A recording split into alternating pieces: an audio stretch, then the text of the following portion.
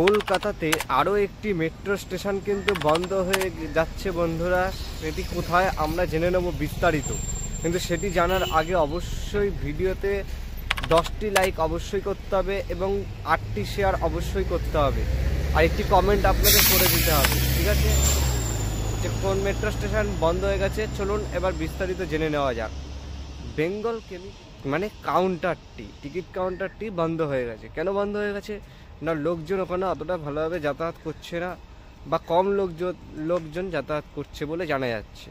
তাই জন্য কিন্তু অনলাইন পেমেন্টের মাধ্যমে কিন্তু ওখানে যাতায়াত করছে, যেমন ধরুন কিউআর কোডের মাধ্যমে, ঠিক আছে, স্মার্ট কার্ডের মাধ্যমে, বা যারা এমনি টিকিট কাটতে পারে, টোকেন কাটতে পারে, তারা কিন্তু টোকেন কেটে যাতায়াত করছে বলে জানা যাচ্ছে। এই আপডেটটি আপনাদের কেমন লাগলো একটি কমেন্ট করে জানাবেন। আর আমি দাঁড়িয়ে রয়েছি